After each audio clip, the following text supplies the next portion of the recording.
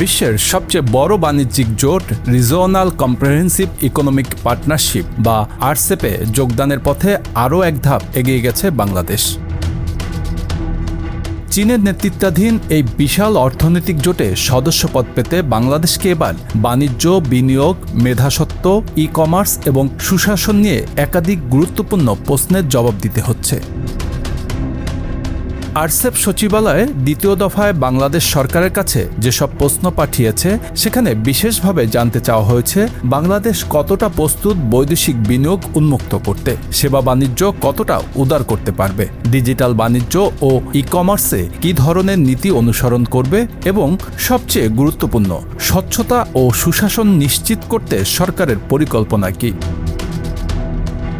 আগামী ৮ মে এসব প্রশ্নের আনুষ্ঠানিক জবাব দেবে বাংলাদেশ। বাণিজ্য মন্ত্রণালয়ের সূত্র বলছে ইতিমধ্যে প্রয়োজনীয় মূল্যায়ন ও প্রাথমিক প্রস্তুতি সম্পন্ন হয়েছে। সরকারের বিভিন্ন দপ্তর ও সংস্থার মতামত নিয়ে উত্তর চূড়ান্ত করা হচ্ছে। মেধাস্বত্ব বা ইন্টেলেকচুয়াল প্রপার্টি রাইটস বা আরপিআর ইস্যুতে বাংলাদেশ একটি নির্দিষ্ট সময়ের জন্য অব্যাহতি চাইতে যাচ্ছে, কারণ উন্নয়নশীল অর্থনীতিতে রূপান্তরের এই পর্যায়ে কঠোর মেধাস্বত্ব নীতিতে তাৎক্ষণিকভাবে মানিয়ে নেওয়া কঠিন হতে পারে। এছাড়া সেবা খাতে বিদেশি বিনিয়োগ কতটা উন্মুক্ত করা হবে তা নির্ধারণের দায়িত্ব দেওয়া হয়েছে বাংলাদেশ বিনিয়োগ উন্নয়ন কর্তৃপক্ষ বিডাকে। ডিজিটাল পণ্য আমদানিতে শুল্ক ছাড়, ই-কমার্স অবকাঠামো এবং অনলাইন সেবা খাতে সক্ষমতা নিয়েও আলোচনা চলছে। বিশ্লেষকরা বলছেন আরসেপে যোগ দিলে বাংলাদেশের জিডিপি সামগ্রিকভাবে প্রায় 0.26% বাড়তে পারে। শুধু তাই নয়, বাংলাদেশের রপ্তানি আয় বাড়তে পারে প্রায় $3.26 বিলিয়ন এবং সরাসরি বৈদেশিক বিনিয়োগ বা এফডিআই বাড়তে পারে 3.36% পর্যন্ত।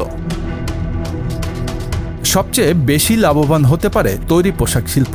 এই খাতে দক্ষ ও অদক্ষ শ্রমিকের চাহিদা প্রায় 18% পর্যন্ত বাড়ার সম্ভাবনা রয়েছে। তবে এই সুযোগের পাশাপাশি রয়েছে বড় ধরনের চ্যালেঞ্জও, কারণ আরসেপের মূল লক্ষ্য হল সদস্য দেশগুলোর মধ্যে পণ্য, সেবা ও বিনিয়োগে শুল্ক এবং অশুল্ক বাধা ধীরে ধীরে দূর করা, অর্থাৎ বাংলাদেশকে আন্তর্জাতিক প্রতিযোগিতায় আরও বেশি উন্মুক্ত হতে হবে।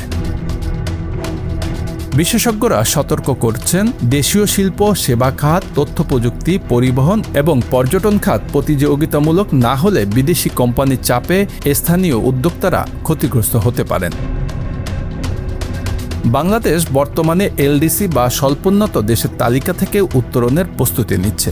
এ অবস্থায় এককভাবে বিভিন্ন দেশের সঙ্গে দ্বিপক্ষীয় বাণিজ্যিক চুক্তি করা যেমন সময় সাপেক্ষ তেমনি জটিল। সেই তুলনায় আরসেপে যোগ দিলে একসঙ্গে 15টি গুরুত্বপূর্ণ অর্থনীতির বাজারে প্রবেশের সুযোগ তৈরি হবে।